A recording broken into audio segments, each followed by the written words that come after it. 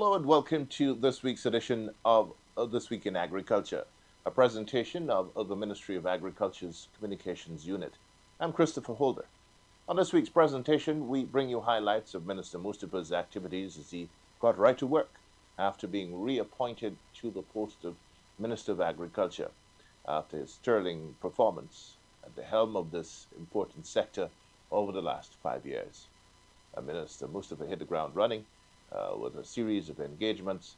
Of course, on Monday, he met with his staff and brought them up to date on what are the expectations going forward as the government sets out to achieve its manifesto promises in regards to agriculture development across the country. So he met with his new permanent secretary. There was his junior Minister of Agriculture present there, Ram Kissoon, and of course, bringing the rest of the heads of departments and agencies up to scratch in what's going to be happening over the next few months as we round out this year's development in the agriculture sector. Minister Mustafa celebrated a birthday on Wednesday last, spent it with the President in Skeldon, meeting with sugarcane farmers, rice farmers, cash crop farmers, of course, again, giving them the assurances that the PPPC, the government, has their backs going forward. Rice farmers are now a bit worried about the price being offered per bag of paddy sold to millers. And this is, of course, in the face of global challenges affecting how much the millers get per ton of rice sold on the international market. So Minister Mustafa has been engaging, along with the President and other key stakeholders, of course, on the way forward, looking at the factors impacting what the miller is able to offer to the farmers. And of course, government will be playing a role in ensuring that the farmer gets a basic price that he can live with for his production costs and so on. A little more to go back to the crop for the first crop of the new year. So all these and more on this week's edition of This Week in Agriculture. We will be back after these messages. The Guyana Rice Development Board is integrating cutting-edge technology in rice farming. With the introduction of drones and GIS mapping, farmers can monitor their crops and make data-driven decisions. Through our Farmers Field School methodology, we provide comprehensive training to ensure farmers maximize the benefits of these technologies. As part of the project, GRDB has trained 8 drone pilots and 12 data analysts. The project was piloted at 9 Farmers Field Schools, with 3 located in Region 6, Crabwood Creek, Yakusari, Blackbush Boulder, and Lancaster, 3 in Region 2, Fairfield, Walton Hall, Henrietta, and 3 in Region 3, Windsor Forest, Good Hope, and Wakenham. To date, over 200 farmers have participated in the pilot areas and an additional 150 outside the pilot areas, with female farmers comprising 15% and young farmers 45%, representing 6% of the total farmers in the country. The Guyana Rice Development Board, pioneering the future of farming. A message from the Ministry of Agriculture.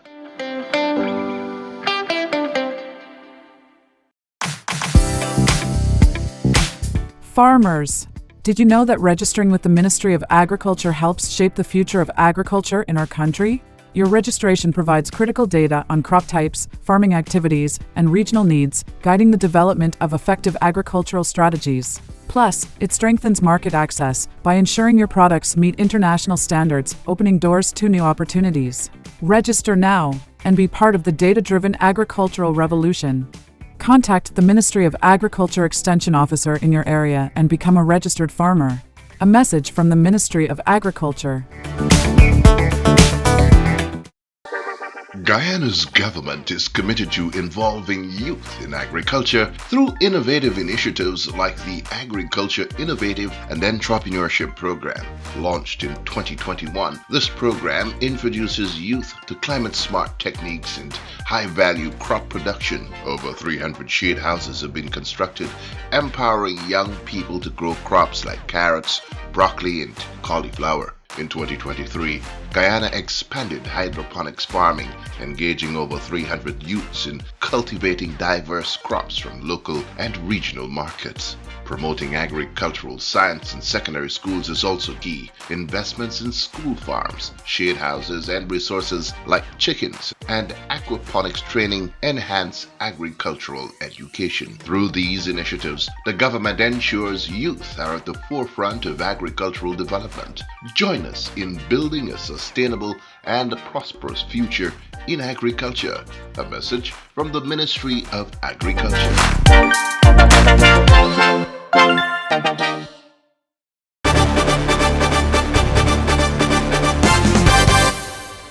We begin this week's presentation by telling you about Minister Zulfikar Mustafa's first order of business upon retaking the reins of the Ministry of Agriculture on Monday last. Meetings with his junior Minister of Agriculture, Mr. Vikash Ramkissoon, new Permanent Secretary, Ms. Duan Ellis, and all agency and department heads of his ministry, sharing with them government's vision for the agriculture sector over the next 5 years, and what is going to be expected of each agency and department of the ministry in the delivery of service and support to the agriculture sector. During the meeting, Minister Mustafa underscored the importance of ensuring that all projects aimed at advancing the agriculture sector are executed within the contractual timeframes and in strict adherence to contractual specifications. He stressed that the timely and effective delivery of these initiatives is critical to achieving the government's broader developmental agenda for the sector.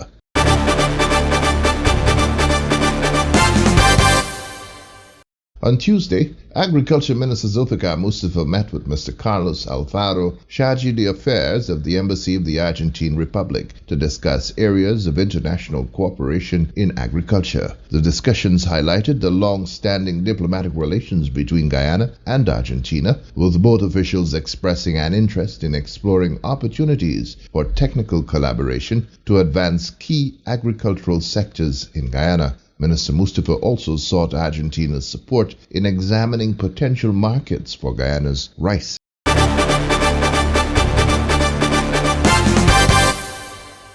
On Wednesday, Agriculture Minister Mustafa accompanied His Excellency President Dr. Irfaan Ali and other cabinet colleagues to an engagement with private sugarcane and rice farmers on a range of issues of concern to them. That meeting was held at the Skeldon Estate Managers Club under Quarantine. The meeting allowed for cane farmers of the Upper Quarantine to engage with the President and Agriculture Minister on a range of issues and plans they feel can empower their business of cane farming and sugar production. In his address to those in attendance, President Ali outlined his government's vision for agriculture development in Guyana, the need for diversification of crops, the expected role of the private sector in investments in agriculture, and government's commitment to providing the enabling framework and incentives to bring this all together. For this sector to realize greater potential and move towards a more sustainable and manageable operation. Having said that, we are also aware that to move to the large-scale production and production opportunities in the land within the holding of the private cane farmers here, which is between 8 to 12,000 hectares. Am I right? About that, Anamaya? Acres, sorry. 8 to 12,000 acres. Last week I had some discussions, and I'm very impressed with some of the farmers and the work that they have been doing already. One farmer, for example, they have 400 acres of citrus, and we now are at a stage where we have to decide what we will do and how we're going to do it in an efficient and aggressive manner that is profitable and that allows technology to be incorporated into what we do. As I said, over the campaign and in the last couple of years, the government would play its role in providing the enabling environment for the success of the food production system. And that role is to have the right incentives, to have the investment in drainage and irrigation, and investment in infrastructure. Those are key investments that we are willing to make. But those investments, as we all would appreciate, must be linked to production and productivity. We can't have investments being made and a means of production, which is land, is being idled. Then we are not maximizing the use of the factors of production in building the economy, expanding business opportunities, and creating jobs.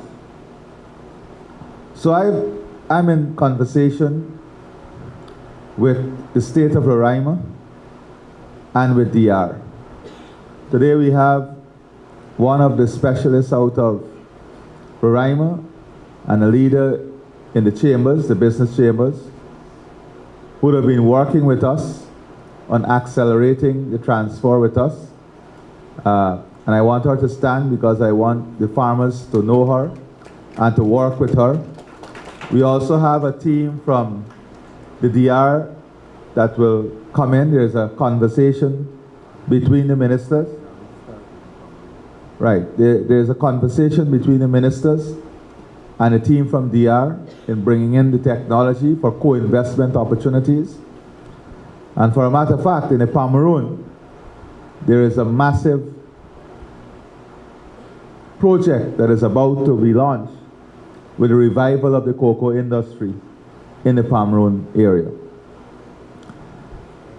In the coming days, and when I say days, I mean days, less than a week, all the soil sample will be taken from the land and a full lab analysis will be done to identify what are the best crops for the land. We are doing everything in a scientific way. That information, so we'll be building up a website for this development. All of the information will be placed digitally on the website so that all the farmers can see it, investors can see it.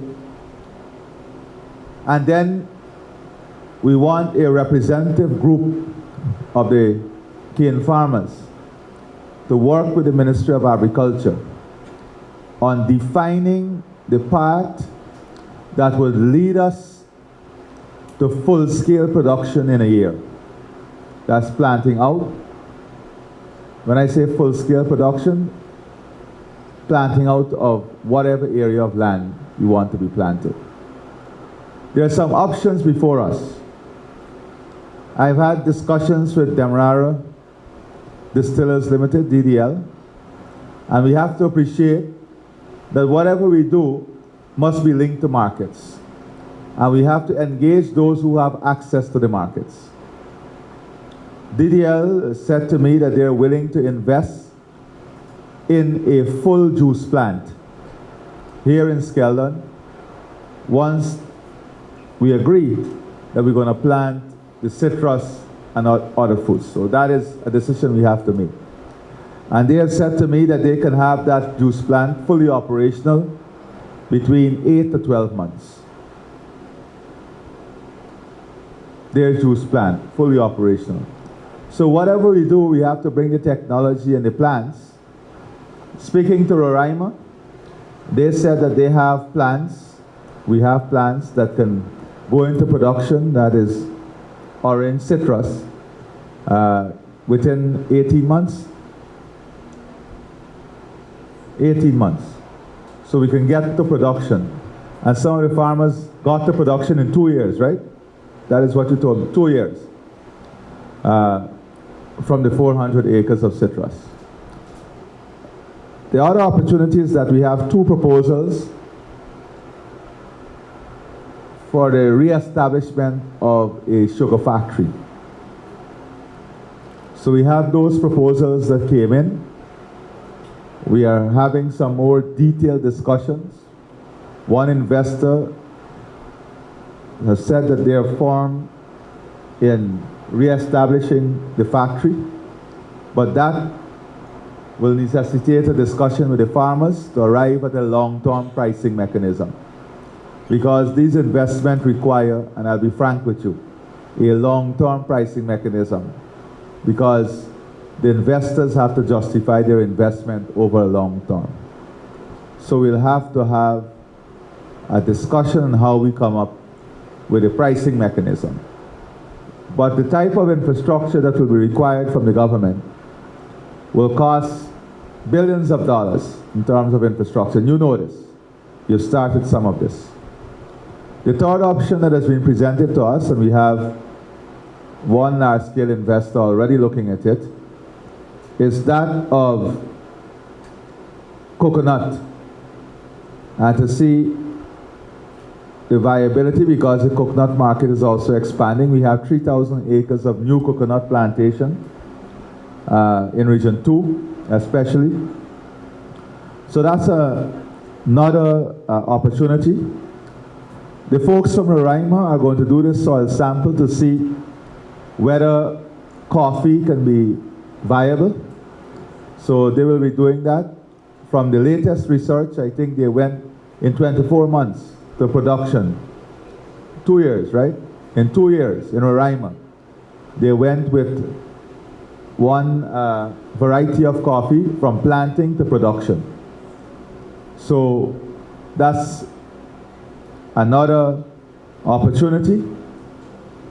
We have to see the opportunity in large-scale dragon fruit. But whatever we do, we have to come up with a multi-pronged approach that will have different crops, but all in large-scale production to make it commercially viable. So we want to have a representative group from the cane farmers, the ministry, DR and Roraima, and our local private sector, including DDL, Bank CIH, so we can have this conversation. We are working on, within the next 14 days, to have a full delegation, to have all the soil mapping completed, the soil analysis completed, and then move towards, within 14 days, and you see the Minister of Tourism, Industry and Commerce here too, within 14 days of having a joint investment meeting based on all the data that we collect between the government, the cane farmers, the private sector out of Roraima, our local private sector, and the private sector out of DR. Are we together? We together? So I wanted to come to communicate this with you, because this is going to be 24 hours work, 24/7, for us to get where we want to be. But we all have to be committed to this. We can't have people who are looking to hold land. We have to be committed to this and in achieving the results that we want to achieve. In his meeting with rice farmers later on Wednesday, the president assured rice farmers of government's unwavering support in the face of global challenges impacting their price per bag of paddy being offered them by millers as harvesting of the second crop gains momentum. He warned of what he described as opportunists who will come around pretending to care and love them. Because over the next 2 weeks, we'll have a series of meetings to see what solution we can find to this problem. You have to be involved, we have to be involved, the millers have to be involved, and of course, the markets have to be involved. We have to talk to the markets. We agree on that? This is not us, anybody fighting each other. One thing y'all know for sure is that you got a government who supports you. And a government that represents you and work with you. So there'll be a lot of opportunists coming around now. Political opportunists. And I'm very frank with you. Who would come around as if they love you and care about you. And they want to represent you. Let me be clear. There is only one honest representative of rice farmers in the history of this country, and that is the People's Progressive Party. The rest will try to use you politically. Do not allow yourself to be used. I'm here to tell you that we are going to work with you because we love you and we genuinely want you to succeed. Yesterday you heard about all of the initiatives we launched to support rice in the last 3 years. And you know this, don't you know? Don't you know? Yes, sir. So you know that we're going to work with you. The situation is very complex at the moment because you have dumping, you have falling prices, you have oversupply, you have a bumper crop all over the world, you have markets that have outstanding money for millers. So it's a very complex environment we're operating. And as government, we are trying to navigate through that program. You know, we have already said that in all of the rice producing regions, we have to now build storage capacity, the government, where we will stockpile also. So we can stockpile. We have to have the capacity nationally to stockpile maybe 5 million tons of rice. Because we want rice to succeed. We want you to continue to plant. We're going to continue to invest in better variety to give you higher yield. So we have to have the appropriate infrastructure to support these investments. Following up on the statements made by the President, Agriculture Minister Zulfikar Mustafa explained that meetings are ongoing to ensure that farmers receive a fair price for their paddy as they did previously. The President said, yes, the contribution that the government would have made directly, inject directly into the farmer's pocket, over $2 billion. Leaving out fertilizer, another $2 billion was expended on fertilizer. So the contribution directly to farmers for the last crop, that you receive fertilizer for the second crop of 2025, was directly over $4 billion, including the commission, that over $600 million that GRDB would have forego. The government have to find that now and give subvention back to GRDB. So last crop, we have had that discussion. Now yesterday, we had all the millers that attended this meeting. We went through the figures with them, we went through the numbers, and they showed us that one, they have small markets, and the price, the world market price base and the grain increases in the world. Not only India, but places like Latin American countries like Argentina, Uruguay, Brazil. They are also, their cost of production is coming down because our farmers, one of the major costs in producing rice is the renting that they are now racing one another to rent land. Some of you are going to the landlord, and when one body renting the land for $20,000, some increase it to 25, 30, up to $35, $40,000 for one plot of land you all paying. And you all can't talk that is untrue. And as the President rightly said, I'm glad that he's addressing this issue because there are a lot of landlords who live in overseas and renting their land out to the farmers. And the farmers who doing a one plot and two plots of rice cultivation, trying to run race one another, increasing the price. That is the main cause of the cost of production. Now the government, we have been making the contribution in terms of fertilizer, in terms of reducing the cost for fuel, zero tax we collecting on fuel. So what the cost of you buying the fuel for is the cost that we importing it for. The VAT and agriculture machinery and chemicals and things like that. So we are contributing to reducing the cost. But at the same time, at your level, you have to ensure that you change the culture that you have. Now the rice millers are saying that the crop, for this crop or this year, the price have decreased tremendously because of the market overseas. And that is why they are now holding out. From the meeting yesterday to now, two of the millers, the major players in Berbice, have increased their price to $3,000 a bag for the paddy. They inform us that.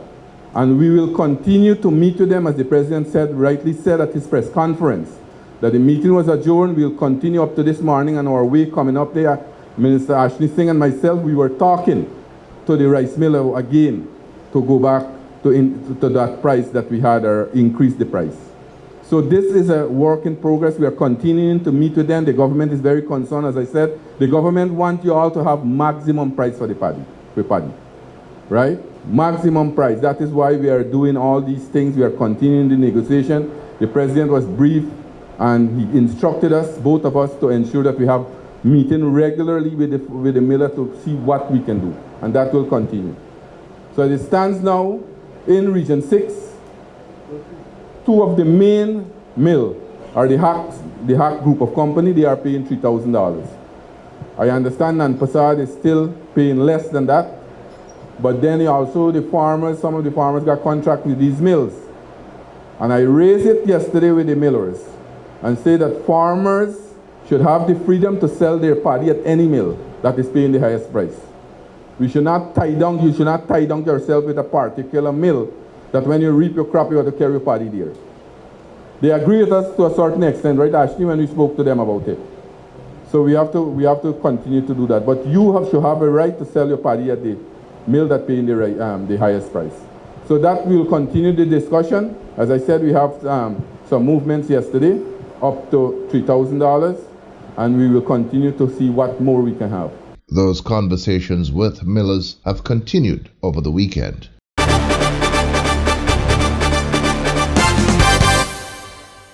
The Humanitarian Mission Inc., a non-governmental organization based at Port Morenton, the Quarantine, celebrated a major milestone Saturday as 92 students graduated from its diverse vocational and skills training programs. The graduates successfully completed courses in makeup application, hairdressing, nail techniques, cake making and design, basic information technology, and advanced information technology, all aimed at empowering individuals with practical, market-ready skills. In addition to these specialized areas, the mission also facilitated general summer courses, providing educational support and enrichment to even more members of the community. Delivering the feature address at the graduation ceremony, Agriculture Minister Zulfikar Mustafa commended the mission's efforts and underscored the government's commitment to education and skills development. He stressed that government recognizes the importance of education, noting that over the last 5 years, Guyana has seen a significant upsurge in technical education and an increase in skills training opportunities under the Board of Industrial Training Program, or BIT. Minister Mustafa further noted that from 2020 to 2025, the budgetary allocation for the education sector increased to $175 billion. This, he said, is a testament to government's commitment to developing the sector. The Agriculture Minister also announced a $7 million project for the NGO to realize an agro-education component to its operations. This project, he said, will be overseen by NARI in the coming months.